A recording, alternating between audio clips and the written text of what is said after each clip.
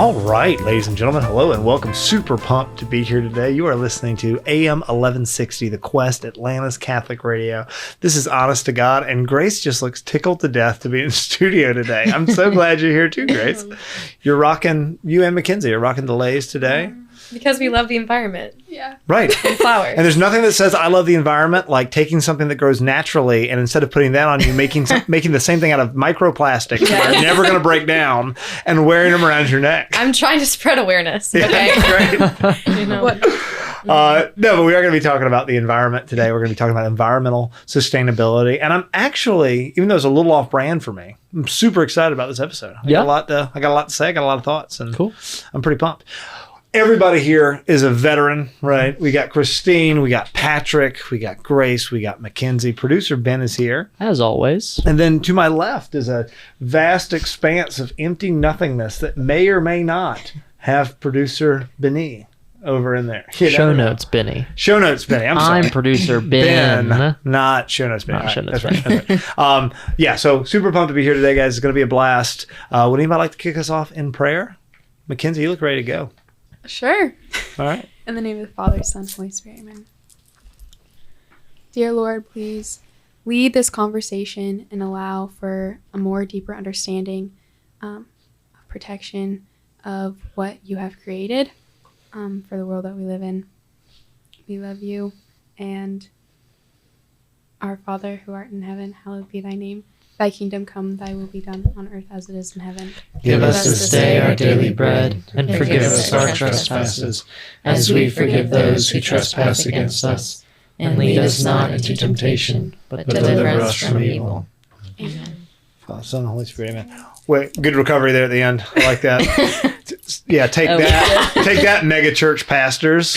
When we run out of stuff to pray about, we just bust out one of the 10,000 prayers we memorized for free. It's perfect. I love it. It was like, Hail Mary, Our Father. Which one? I always roll with the Hail Mary, but I appreciated the Our Father there. Yeah. You could have mixed it up a little bit. You could have done like a combo. Glory be, a combo where you switch midway. That'd be cool. You should have done it in Latin. I know you know all those prayers in Latin, Mackenzie. You know them. RCA doesn't play around. You got your Latin.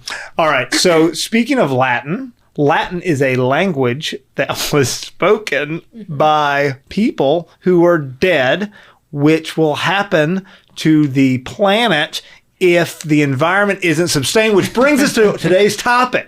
Environmental sustainability. Heck yeah. All right, cool. Did you like that? That was good? That was good. All right, cool.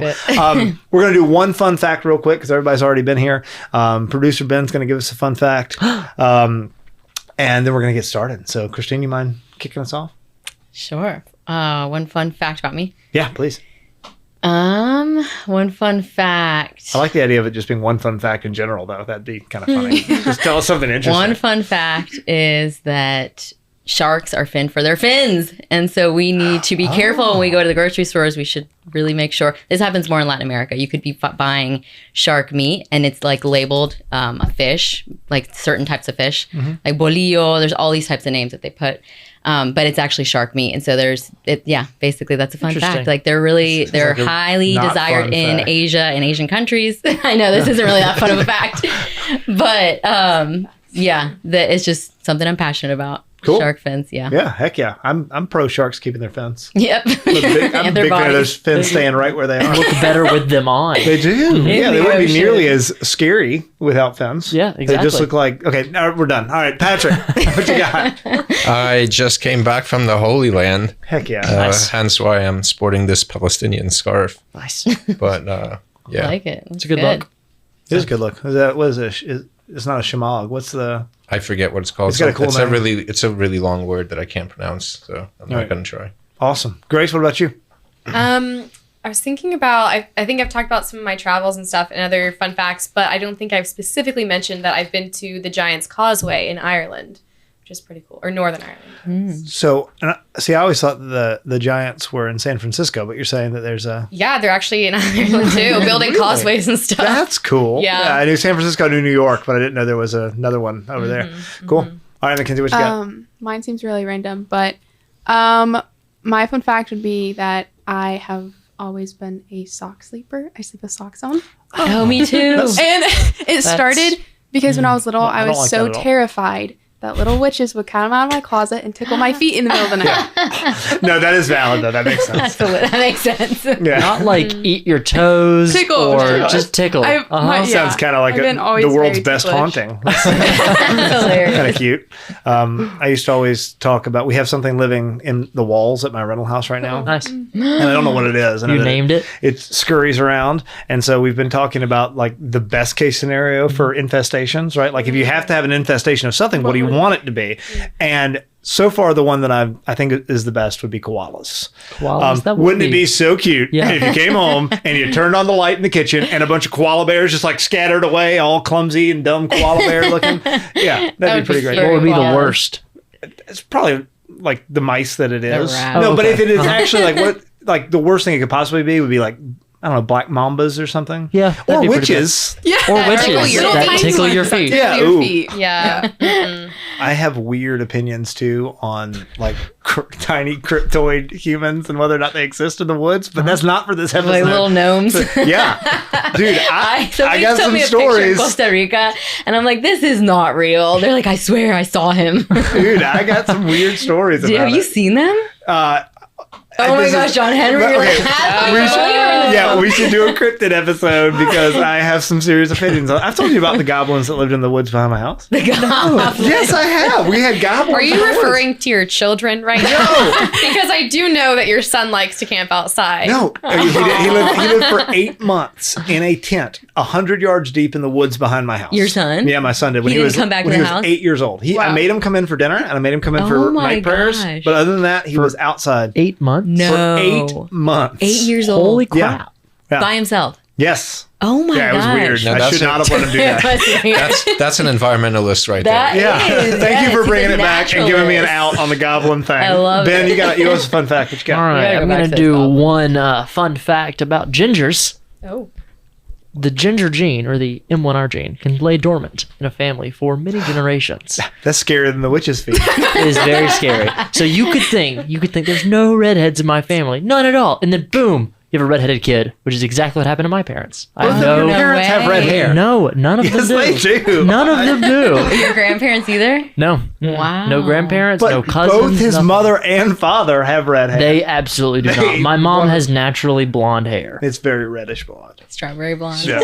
All right. So I want it on record for all of our dear listeners across the globe to know that I know more about Ben's parents than Ben does because they have red hair. What's my dad's favorite color? Red. Trick question. I don't know that. All right. So anyway, let's get back to the environment and start talking about that. And once again, I am interested in talking about this because I feel like as a pretty conservative, not necessarily saying I'm aligning myself with any American political parties, but just conservative, traditionally minded guy.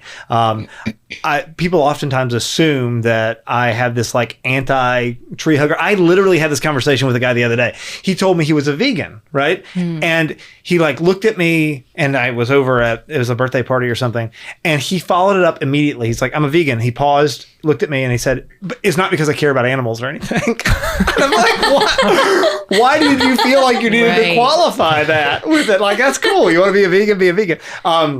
But anyway, I have some takes on this that I don't think are real in line what people tend to assume about me. I would like to start though, because you've talked about this before, and I don't know your pedigree in this. I don't know why you're here exactly, but can you tell us why you're here and why this topic is one that you wanted to be a part of, and that Janice Sure. said you were somebody worth bringing on? Yeah, sure.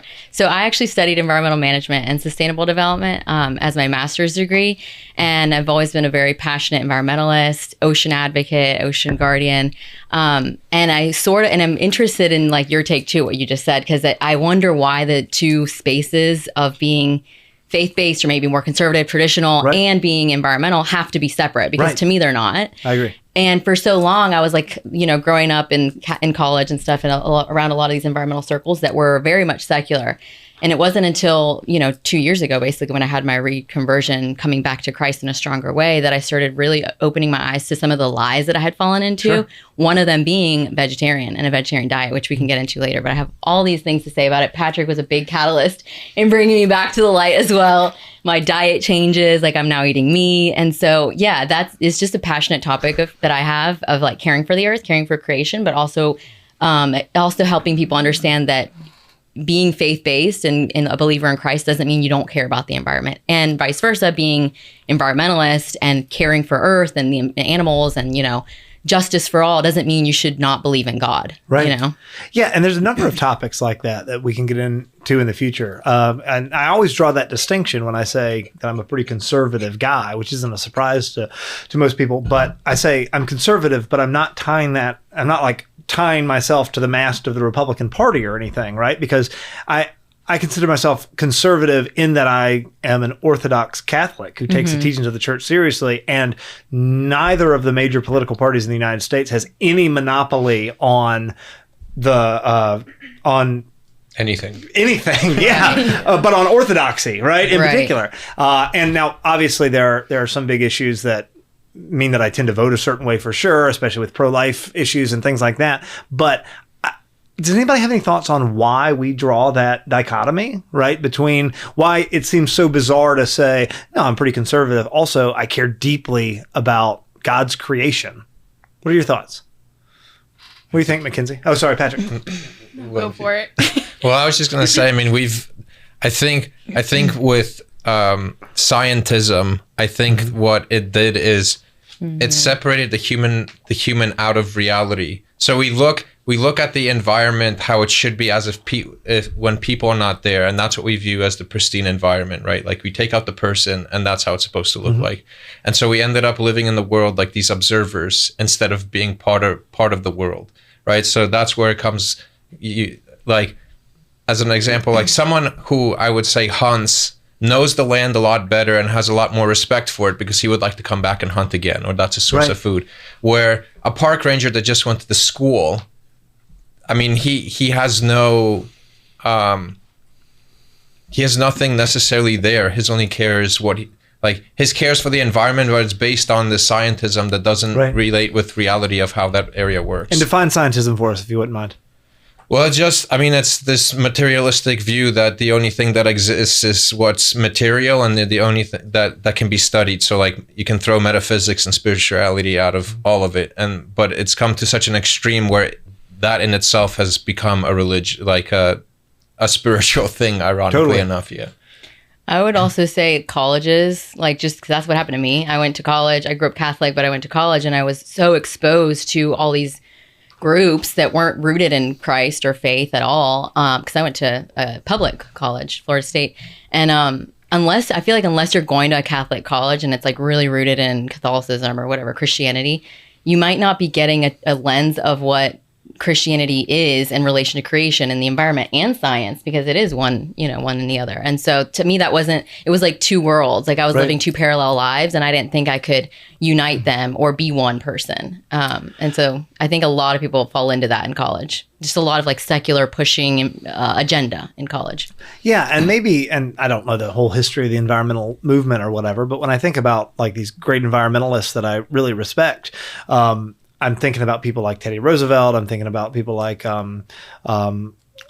Leopold. What's his first name? Sorry, but anyway, Theodore. Wait, no, not anyway. The guy. He's a big environmentalist from that same era, right? Yeah. And I'm thinking about these guys who were like these sort of manly men who really they were hunters and they were fishermen and they were doing all of these things to sort of like. Not dominate's not the right word, but to control nature in all these ways, but they still had this deep love and appreciation for it.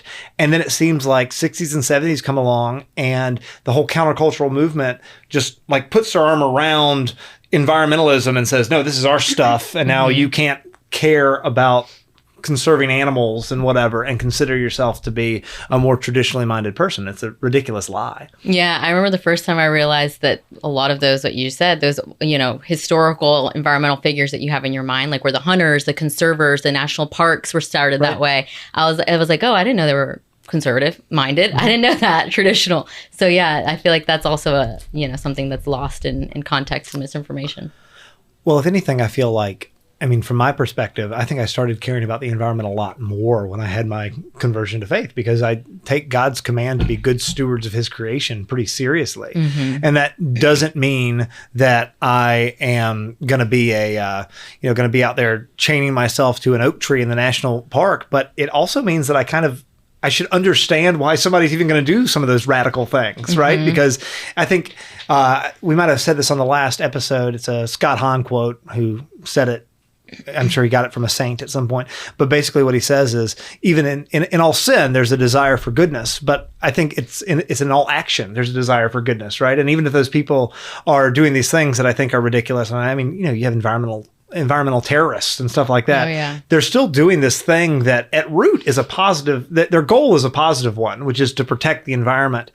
But I think that there's this big lie that pervades a lot of that says the environment must be protected from human beings, and we can only do that by removing people from the environment. Well, I think it's interesting because if you go like to the beginning of Bible history, we see like when God does entrust humanity with the world, with creation, he's like, you are the stewards of this creation. I need you to take care of it. And I need you, to name the animals and like garden and hunt and all these things and like make this your home.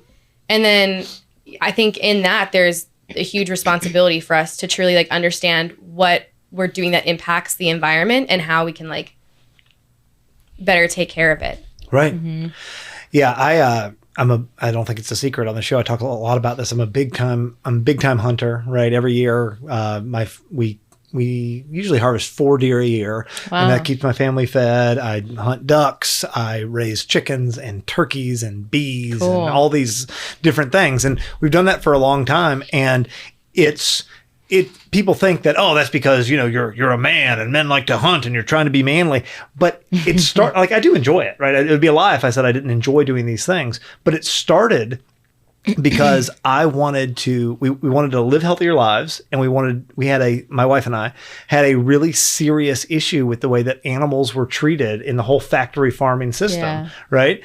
And I didn't feel like I was being a good steward of God's creation if I was helping fund, these pigs and cows and chickens that live these miserable, horrible, disease-ridden lives and are then slaughtered so that I can eat them. But I didn't want to be a vegetarian, right? I said, I still want to eat meat. And so my wife and I literally like sat down and mapped out our life. And for the past decade or so, I don't think my kids have eaten any animal products in our home that we weren't personally responsible for. No way. So yeah, it's cool. Wow. It's really cool. See, I love those stories because that's like a direct solution that up to a problem that was close to your heart. And you said, I'm gonna create this. I can't find it here, or it might be a little bit more difficult to like, source it elsewhere. I'm gonna do it myself. I love that. That's so cool. Well, I don't feel like we have to make this distinction between, that's why I said a second ago, like I want to make it really, really clear that I enjoy it. I do like it. I like going out. I like hunting. I like sort of that matching wits in the woods and trying to figure out, how to get this animal. And I usually do. I hunt for the bigger ones, right? I mean, I go after the older males that they absolutely look pretty when I take a picture of them. But we use every single piece of that animal back at the house when we're done with it. And I think there's a distinction that needs to be made between like observing nature and participating in it. And I think that it is a lie to pretend like because we have air-conditioned buildings and all this stuff, that we're not a part of nature, because we still are in nature, whether we want to be or not.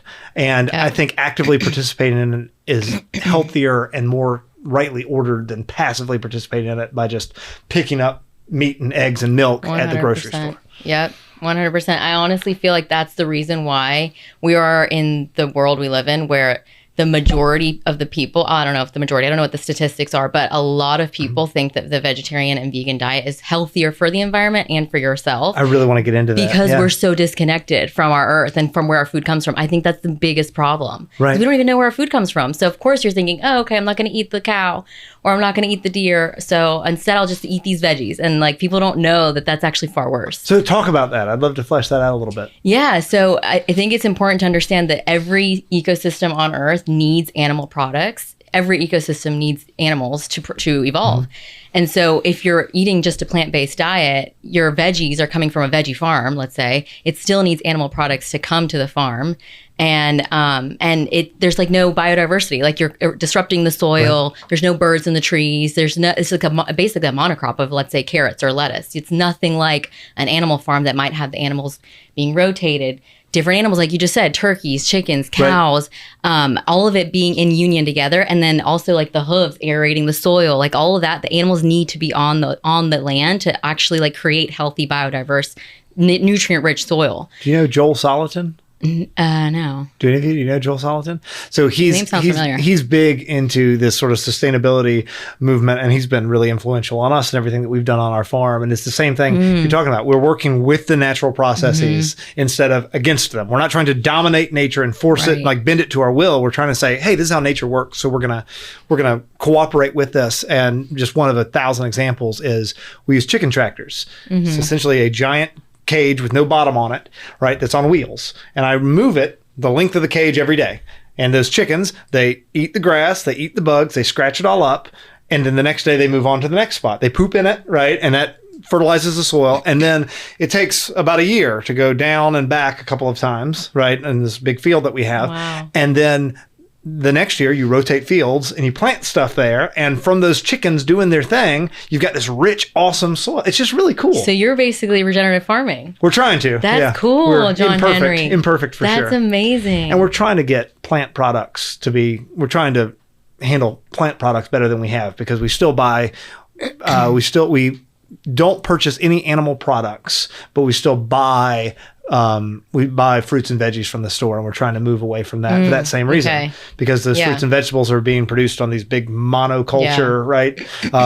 Where they clear cut all of this land and then they turn it into, thank you, Ben, a pesticide and herbicide ridden wasteland so that they can grow a whole bunch of corn and nothing else. And that's dominating nature. It's not working with it. No, it's not. So one thing I want to kind of touch on is like my family, we live in a subdivision in like the middle of a super populated area, and my dad's not a hunter. He doesn't really enjoy that. Right. None of us are really fans of that.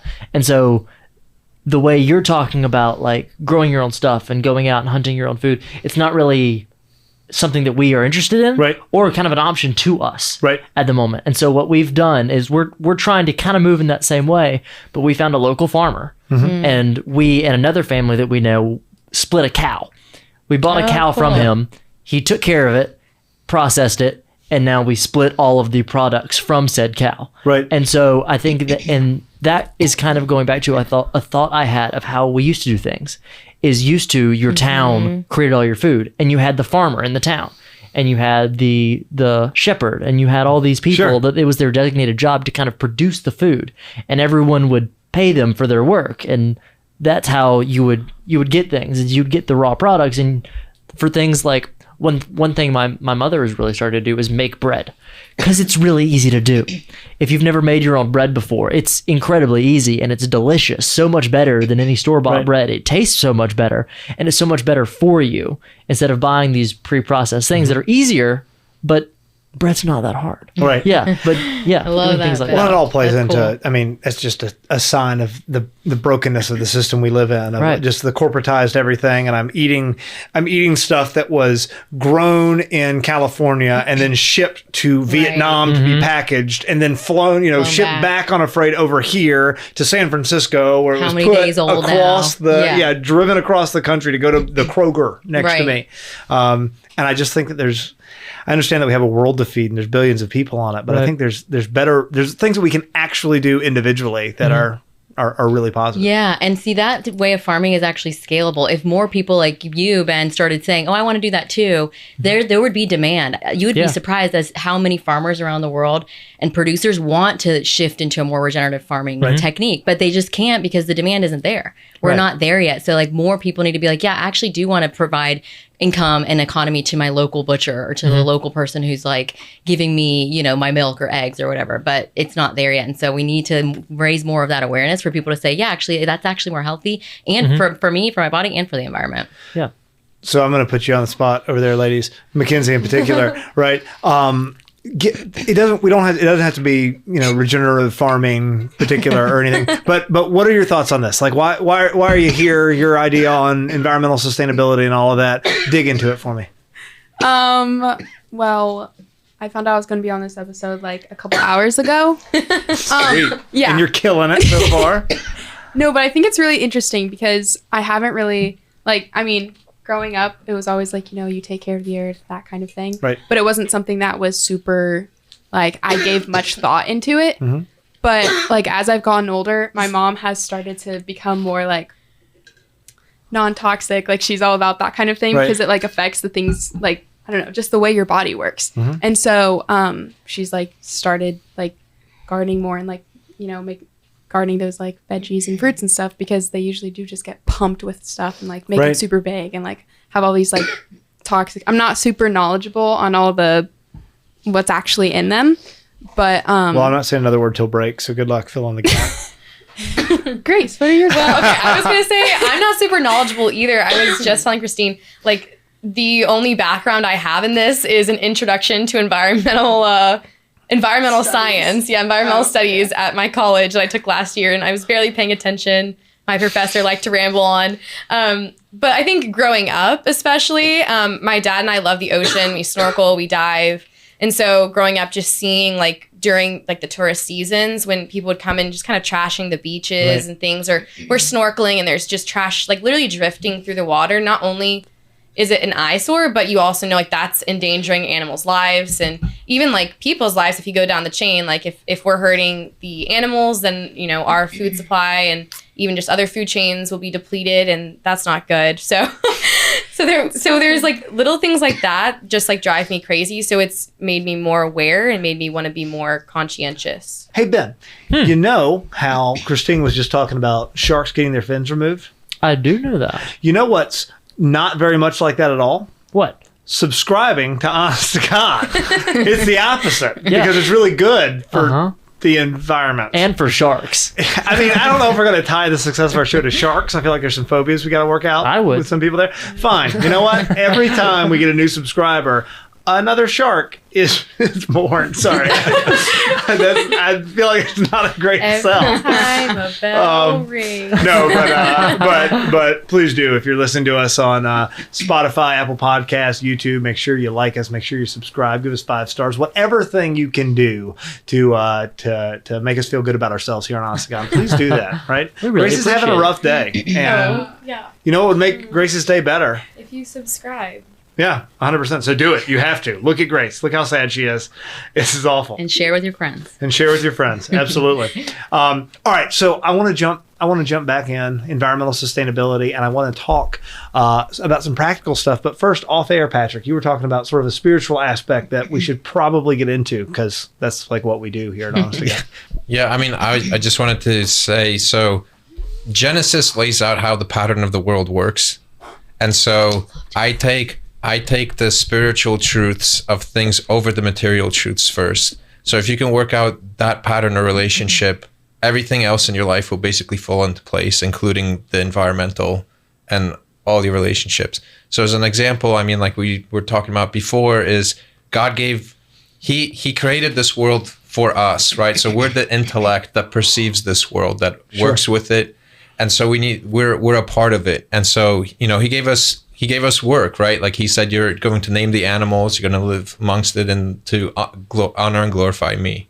And so after the fall, it kind of mimics in the same manner of a lot of these environmental crises we're having, in that, one thing that happens is the world begins to hurt us. That's when they start running through the thorns and stuff like that. And it gives them a garment of skin.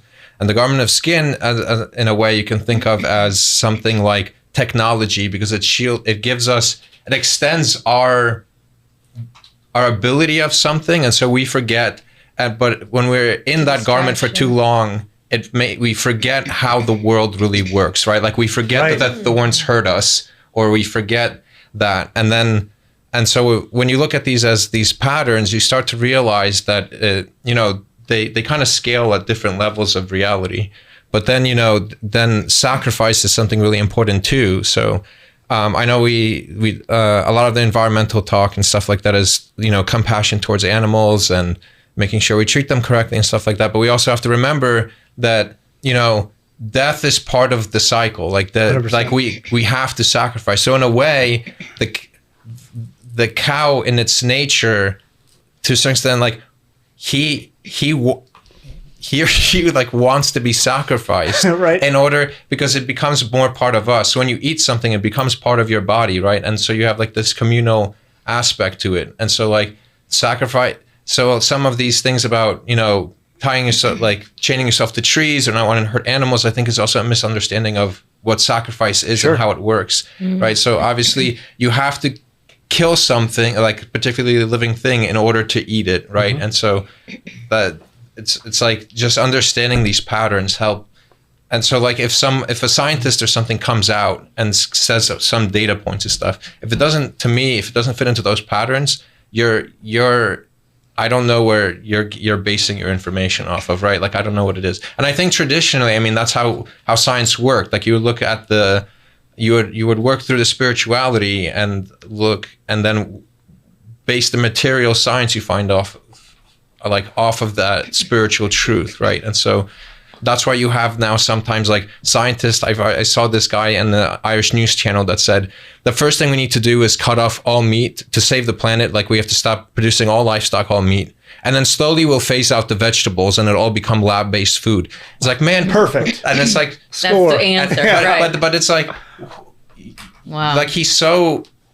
Right, like blinded, like I said, by his garments of skin, that he's like floating up off on top of the world. And it's like, dude, you're forgetting that you're part of this planet, right? Yeah. Like bring yourself back down to reality. And that's the key. I spent last night in a tent with my family and some friends of ours, right? We're out, it's one of those like pre-made drive-in campsites or whatever. And I don't like camping. Right. I don't like camping. I don't like hiking. I do a lot of camping. I do a lot of hiking, but I do them not as ends in themselves, but as means to an end, right? So I do a ton of camping because there's a lot of deer that live on that barrier island and it's hard to get over there. And so I've got to spend a day taking a boat over there. There's no house on there. I'm going to build my little camp and I'm going to spend the night and then I'm going to spend the next week hunting over there, right? So I camp as a means to an end. And I'm talking about this because of what you just said about participating in nature, because we are a part of nature. Right now we are participating in nature, right? We're not above, we're not beyond it. Right. And I think that observing nature is great. Hikes are awesome. Go on a hike. That's good for you. Right. Camping's fun. Do that, whatever. But it's not participating in it in the same way that you are if you are foraging for morel mushrooms. Right. If you are going out to, and this sounds bad from an environmental perspective, but it's not, right? If you're going out there to take things from nature for the sake of your own consumption, for the sake of your own use, that is rightly ordered. You just have to do that in a way that respects the nature, right? So once again, I had an issue with the way the animals were treated, but my reason or how we solved that problem was not we are not going to eat any animals, because animals, and this doesn't sound really politically correct, but it's true. A lot of animals are put here for us. This world is put here for us, right? And so I'm still going to go out and I'm going to find the deer and I'm going to shoot the deer and the deer is going to die. And I'm going to do that. And then I'm going to take the deer back to my house and I'm going to empty out the deer and I'm going to separate it into parts that are usable and not. And I'm going to break it down and then I'm going to feed it to myself and my children, right? Because that's what the deer is for. And that is okay. And I give a ton of money to Whitetail Unlimited. I'm really big into all these conservation movements. And I can love the species as reflections of God's creation or as parts of God's creation and still kill the animal and feel totally at peace about that, because that's why they're here. Well, these things are talking about scale and like these patterns kind of relate to everything, right? Like the same thing with, I was on the podcast about art, but it's the same thing with art. It's a participation, right? So, if you look at a vegan, they look at a deer that's supposed to just exist out there, right? It's just supposed to be there in the wilderness, enjoy things. And that's the same way we view art. Art is just supposed to be in the museum and we just go look at it whenever we please, right? Like it just exists on its own. But like a true full relationship with the world is making it a part, like participating in it. So, in the art episode, I mentioned like participating with certain cultures or traditions that may exist in a country or town. Same with food. You participate with the wilderness by foraging from it or Sure. growing a garden or something like that. It's all about participation with that reality.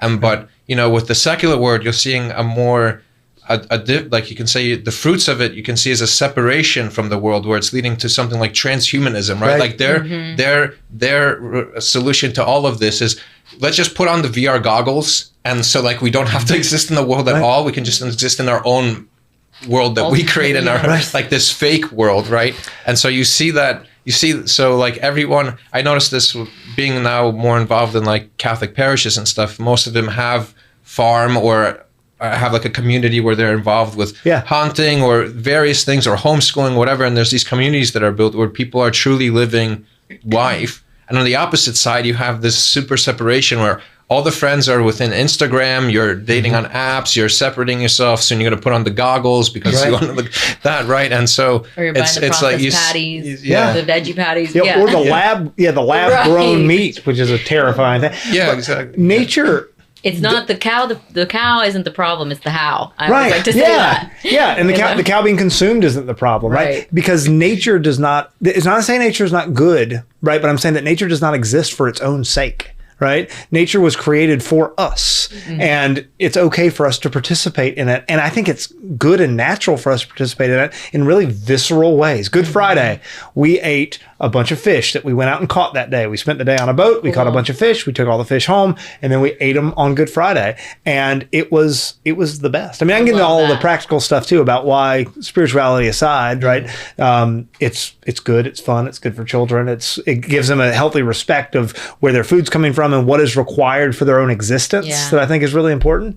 But anyway, sorry. Yeah, I mean, we make it better too. I mean, if you look at the difference of a wild strawberry and the strawberries we have today, right? Like we've improved it. And so like a wild strawberry is not nearly as sweet or as big or as like colorful as the ones that we have just like,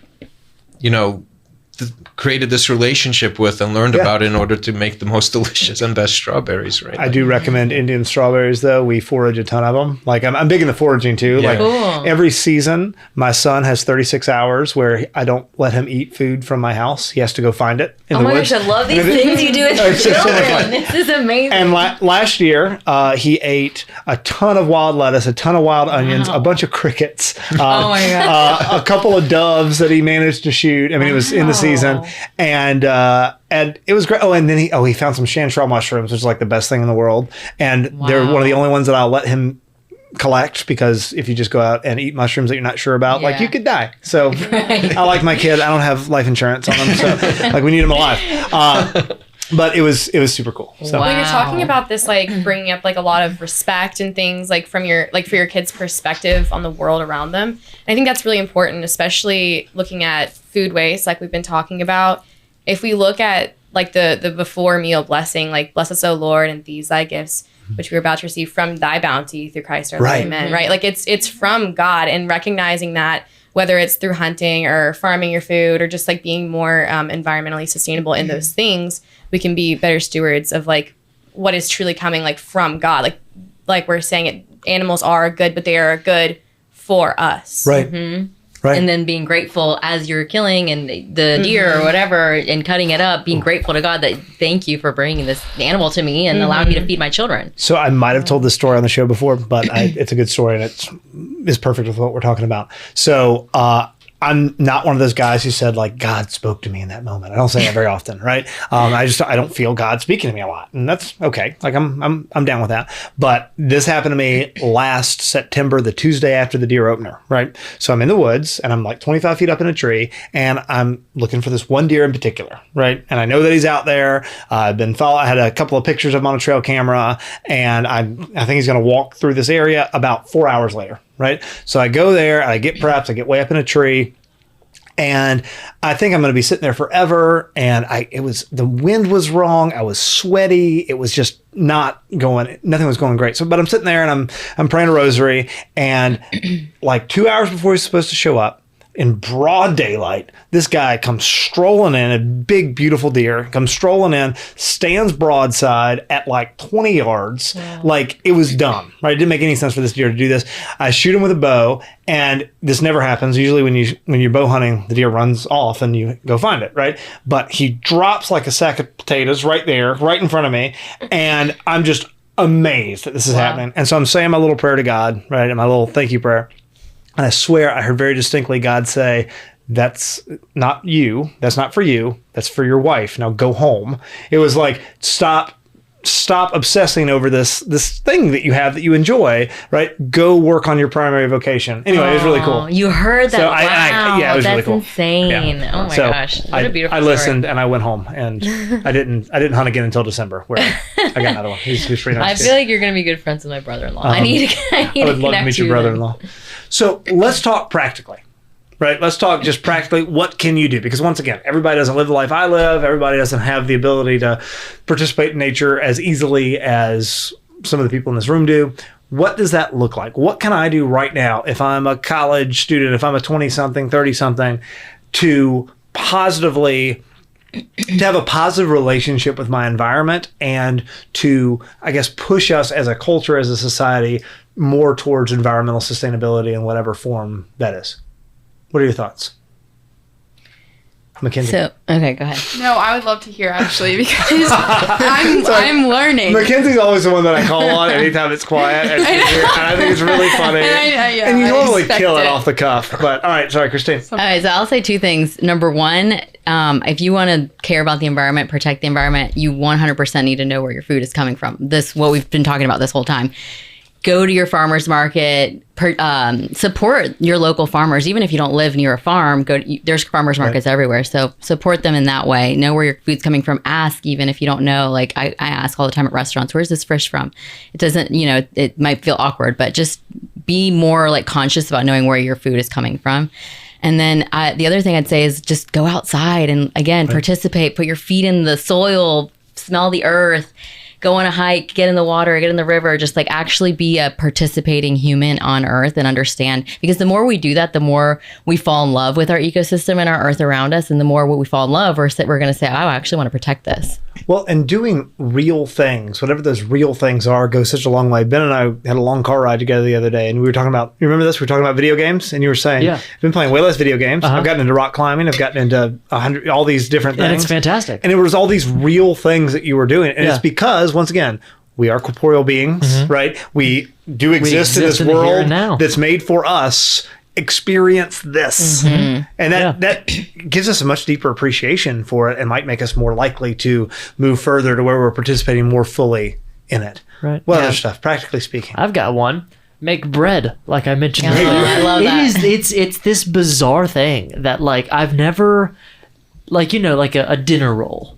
Like a dinner roll like you buy from the store, like frozen in a package. Those are great. They're delicious. I'll eat a ton of those. They're probably not great for me. But if you make a dinner roll, it is so much better. And I've never experienced this before until my family started making bread, is that just a slice of plain white bread is like the best thing ever. Just one slice. It doesn't need to have anything on it. Just a warm piece of bread. I've never just picked up a piece of bread out of a package from the store and just eaten that. I love this passion for bread. I know. I can already smell it. It's great. I liked your point about it maybe not being as convenient, but being important. Because I think in this culture, and even personally, if it's convenient, like I'm going to go the convenient route every time if I can. But I think going out of your way, even in small ways when you can, like going out of the way of convenience in order to like help out the environment, whether it's like picking up trash when you're walking through the park and like, there's a plastic bag tumbling, a little tumbleweed, or using reusable bags, using more sustainable products, like with feminine products, things like that can save like a lot of waste from the environment. 100%. Reusable water bottle. Carry those things around. I'm not gonna lie, I did feel a little I felt a little bad about myself when I had my QT large get set down right here. And I literally looked right past it and I saw plastic free National Park. Come on, John Henry, next time.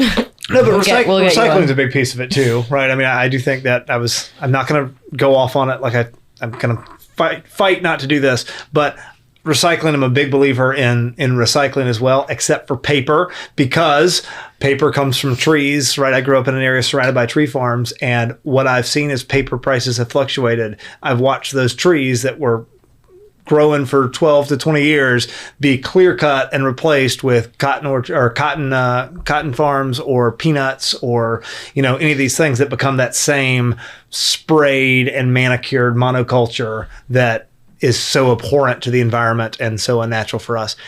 I liked what you said about bread because because it is even though I can't point to why that is a great thing. I mean, we can talk a little bit about the impact of, talking about shipping foods and all these stuff, but it's taking even just one step backwards in the chain of where does my food come from. Right. And that's what's important, I think. Making it at home. And I mean, it's another form of participation with it too. Like you're refining that which you received. Exactly. I think this goes with bread and what Christine was saying about the way your diet, I think in general, how your food is the majority of what you can do, right? Like, so if you, I've done this for various reasons, but my main diet consists of butter, meat, milk, like whole raw milk, and I barely eat any vegetables. Like those are the three main food groups I eat, but just, that gets rid of all the processed stuff. So you're automatically cutting out a lot of trash and from the environment, from within yourself. But then you also become interested in where you start getting that stuff from. So most of my products that I get is from either local farms or when I meet people at in my parish, which that's another thing, is getting more involved in the community. And you can learn where people do different things. So I recently learned that at my parish, St. Francis de Sales is a pig farmer, and he sells. Cool. He gets different breeds of pigs, and you can buy them off of him. So there's another step to learn of what you can do as well. Oh, nice. And if you ever have the opportunity to go check out any little sustainable homestead or anything, go do it. My wife has a less adventurous palate than I do, but it's gotten more adventurous since we've been doing this for the last decade.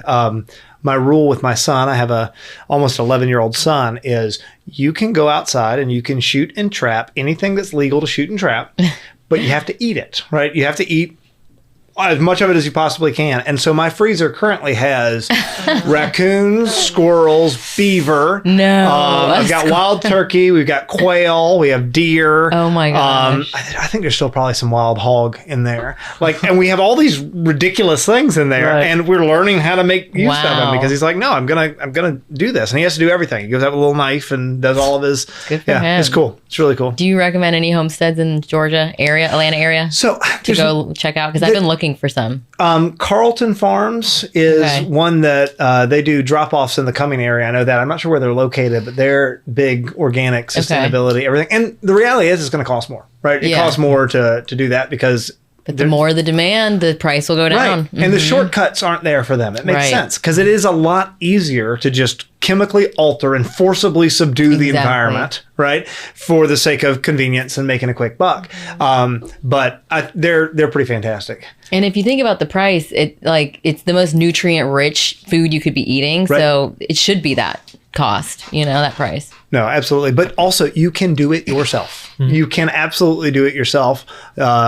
And farming, there's a little higher barriers to entry there. But in terms of hunting and fishing, those numbers are in decline. There are so many programs to try to get new people involved in hunting right now. Oh, wow. I participate in a ministry called Camo Ministries that's in Forsyth, Georgia. You know Camo? No. Oh, it's just a cool name. It's a cool acronym. It sounds made up. You can look it up right now, Grace. Will I be able to see it? We'll put a link in the YouTube. But it's a ministry, right? So they do all of these. It's an acronym, Christian something. But it's that the whole thing is we're going to get young people into this. We want people to do this. And I did a first hunt with a bunch of older guys. These were middle-aged guys who've never done it before last year. And it was a blast. Nice. And there was a pep talk beforehand. You did all the safety stuff. Then you went out and you hunted. We got one deer. Not trying to brag, but it was my guy. And then they break it down. You eat that deer that night as part of and then he takes the meat home. We package it all up there. It was amazing. Wow. Yeah, I remember that was one my dad took me to it's a father-son retreat in North Carolina called St. Joseph's Farms. And the guy's name is Joseph. Or no, it's not. I thought it was when I first. It's not named after Christ's stepfather. It's named after him. But one of the first things you do when you get there is the guy that run it, and he just runs it at his house in his backyard, is they bring in a pig from a local farmer, and then they kill the pig in front of you. Right. And then show you how to process it right then and there. They've got a bucket with everybody gets a knife and goes Oh my god. It's a chore to back process in the a pig. day, and that's how they would eat do that it. pig for dinner. That's cool. It's great. Wow. That's really cool. But there are a ton of organizations right now trying to get people back into all the outdoor skills stuff. There's also coyote in my freezer. Sorry, that's one. Nice. Coyote. We predator trap for the sake of the turkeys and the deer. This time of year, we predator trap pretty heavily, and we don't eat all the coyotes that we kill, but we do every now and then take some, do jerky, and do that kind of stuff. Cool. Not recommending that. I hear there's lots of bad things you can get from eating predators, but we try to make sure that we're on the up and up. All right, y'all. This was great. I'm sorry. I feel like I monopolized a lot of it and I talked a bunch. Does anybody have any parting thoughts? Good. The last thing I mentioned also was cosmetics. So your emotions. So for example, I learned recently that beef tallow, you obviously have to process it to get the beef smell and stuff, but it does so much better than any of the chemical or plant-based products that you have as far as moisturizer or anything like that. So I know ghee. Beef tallow was big. I mean, even I know it sounds weird, but you can put egg yolk in your hair, and it does amazing. It does amazing. Obviously, when you rinse it out, you have to use cold water because if you use hot water, it'll cook in your hair. There's there's all these natural ways, these products that we get from the earth and specifically animal products that are also used in more diverse ways than just like Burt's consuming. Bees instead of Bliss Tech and for chapstick. And a lot of things those big that. consumer brands are like the shampoos, the large brands, or the toothpaste. They have the microplastics in there. Right. So good plug there, Patrick. Yeah. Deer and bear tallow used to be used all the time. Bear tallow used to be the cooking oil. That's most bears you hear about bears being hunted almost to extinction in the eastern U.S. and stuff back in the day. They were not hunted primarily for meat. They were hunted primarily for fat, right? For the sake of cooking oil. So people would buy bear oil and do all of that. But you can harvest all that. I'm saving all my deer tallow right now for a girl who makes candles. It's really cool. Wow. Yeah. All right. Well, that was awesome, guys. That was a lot of fun. Yeah. That was fun. I know we're running low on time, but we are gonna do Loaded Questions Junior because everybody loves Loaded Questions Junior. Best part of the show. Everybody. I really do though get people who say they get upset every now and then when we skip a questions at the end. My younger brother only watches the show for our The intro at the beginning. Intro in the beginning fun where we do facts. fun facts and then loaded questions. He skips around. He skips everything that is of actual substance. Every now and again, he'll actually listen to an episode. Yeah. Yeah. Big shout out to you, Jude, if you're listening. Mm-hmm. Yeah. All right. We're going to start with Mackenzie just for fun. What chore do you not mind doing? And I don't mind doing the laundry. Okay. Well, I'm hesitant to do it, but it's if I had to pick one chore that I didn't mind, it would be that. I'm all about the dishes, girl. I know, me too. I pop in a Dishes book aren't on bad for tape, me. or an Same. audible book, and dude, I just roll. I can do dishes all day. Dishes are easy for me. Yeah. Least favorite. My wife loves it because I do the dishes, and then I'm like, well, I should wipe down the counters. Oh, and now I should sweep now that I've wiped down the counter. But it's really just because I selfishly want to keep listening to my book the entire time. Yeah. All right, That's what a you life got? hack. Yeah. Okay, what's one word your teachers would use to describe you? Awesome. I'm thinking maybe talkative because class participation is part of my grade. And if people are going to sit there in silence, I paid good money for this class, okay? We're going to keep it rolling. Okay. Yeah. Dig it. What you got, Patrick? What's the worst injury I've had? I went fishing with my dad and fell on my face on a rock and busted my lip here. And had to Ow. get a stitch. Oh, That's nice. the worst one. All right, cool. I've dislocated my knees 16 times. 16 times? Is that true? What were you doing? They just do that. Oh, wow. Just do it. It's just something we do sometimes. The joints are all backwards. Do you wear a brace now? No. It doesn't sound healthy yet. She lives life on the wild not. side. You need some bear tallow for that. Yeah. Okay, mine is what is your favorite thing to do on a rainy day? I just love staying in bed and reading a book or praying. I just don't ever want to get out of my bed on a rainy day. That's awesome. Yeah, I swear there is something like in our brains from like leftover evolutionary whatever that when it's raining, you just want to curl up and not move. Cuddle up. Stay in the safe, dry, warm spot as long as you possibly can. Exactly. I love it because my kids are always good for an extra hour of being asleep in the morning if it's raining outside. Really? Yes. That's good. Yep. All right, Ben, what you got? Me? Producer Ben. Alrighty. What do you think aliens look like? Oh, good. I Great question. am under the assumption and the hope. I think it would be more than a hope rather than an assumption, because I've seen like the photographs of aliens, and they're just boring. They're like boring. every stereotypical. I hope all aliens look like Alf. I really do. That'd be fun. That'd be so fun if they were just these big fluffy things that ate cats all the time. You know, the last episode of Alf, it got canceled unexpectedly, and it ends on a cliffhanger with Alf finally being caught by the U.S. government. Really? They made a movie and they tried to retcon all this stuff, but as far as I'm concerned, Alf canon is it ends with him being experimented on by the U.S. government. Yeah. Nice. What you got? All right, I've got where is your favorite place to hang out? That was a good one. And I thought about a lot of these. My dad's bar that I grew up in Americus, Georgia is a pretty good spot. But to keep it with the theme of all the outdoors environmental spot, there's a place on this new property that we're building this farm on. And if you follow the big river up to the second creek tributary, and then you follow the creek up, there's a spot that's too small to build a house on. Right. But there's two waterfalls that converge into the same creek. It's beautiful. And there's this big grassy area that's maybe, 20 yards by 20 yards. And it's the best place ever to propose to somebody. Yeah. Like if I were going to propose to my wife again, then I would totally do it there. And it doesn't make a lot of sense as a place to hunt. Yeah. But I hunt there a lot because it's just beautiful. It's just Sounds a like great a spot great to hang place out. to like build like an outdoor chapel or something. Yeah. Like that'd be cool. Yeah, awesome. that would be pretty. I want to do we've got this beautiful giant rock face, and I'm already talking to some of the other guys who are out there. It's a big property. It's a few hundred acres that we split up.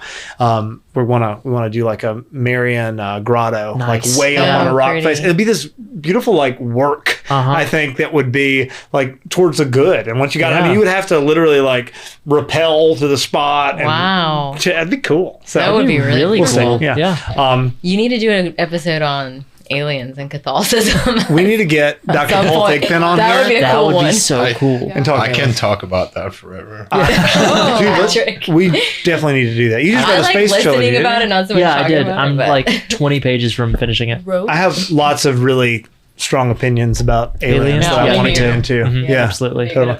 And what it means to have like whether or not they're persons or not, Yeah. and all the Do they have a soul? exactly. Yeah, And were they because created by That's their Christ? salvation. if they're Right. capable of abstract thought, we have to convert them, right? Yeah. All right, sorry, we're not doing this. I can tell you're about to go off. We're not going to do it because we're already Next one. well out of time. We are going to do an episode on aliens. Get pumped for that one.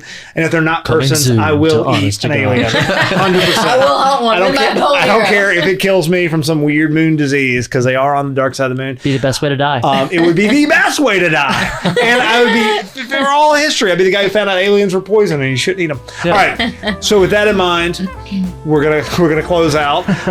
Thanks for watching. Thanks for listening. You're listening to AM 1160 The Quest, Atlanta's Catholic Radio. This is Honest to God. Producer Ben, Signing off. over and out.